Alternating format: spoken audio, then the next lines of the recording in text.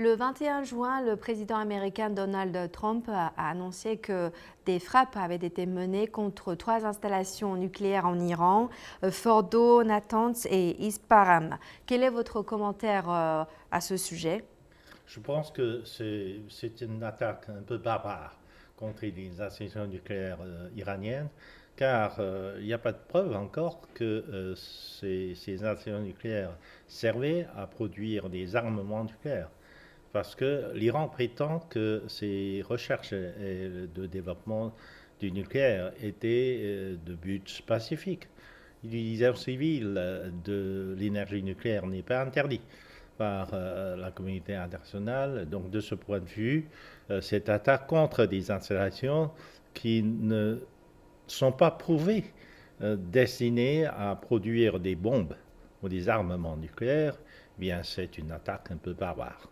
Et d'autant plus que, en fait, les effets de ce bombardement restent à savoir.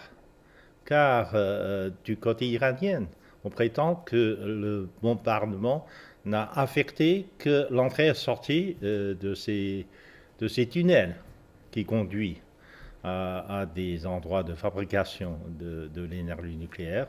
Alors les installations souterraines n'étaient pas complètement affectées. Donc de ce point de vue, le Zhang Miashemer, donc le théoricien des relations internationales, le théoricien réaliste des relations internationales américaines, a analysé la situation, disant que même si les installations sont détruites, elles pourraient être rétablies assez facilement.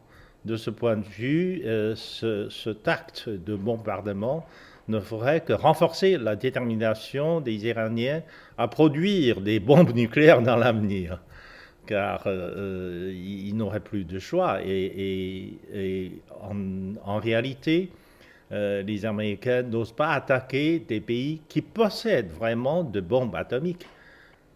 Et d'après vous, quel impact pourrait avoir cette intervention des États-Unis sur ce conflit entre l'Iran et l'Israël? Je pense que ça va escalader la tension militaire de la région. Je pense que l'Iran va prendre des revanches. Parce que, il ne faut pas oublier que l'attaque a été lancée par Israël d'abord, sous prétexte d'attaque préventive. Mais l'Iran a pris des mesures de représailles.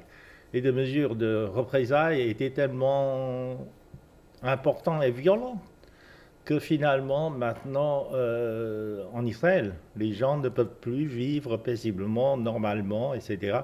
Et ils commencent à s'enfuir, ils commencent à fuir Israël pour partir, pour aller ailleurs dans le monde. Et donc, ce qui montre que l'Iran a les capacités de prendre des revanches sur des attaques, même préventives, de la part de l'Israël. Et c'est le cas pour des bases militaires américaines. Car l'Iran a dit que, après cette attaque par des bombardiers américains, l'Iran a le droit de prendre des revanches et bien sûr de prendre des actions sur des bases militaires américaines au Moyen-Orient. Car au Moyen-Orient, il y a encore pas mal de bases militaires américaines. Jusqu'à là, les bases militaires américaines étaient épargnées. Mais dans l'avenir, on ne sait pas.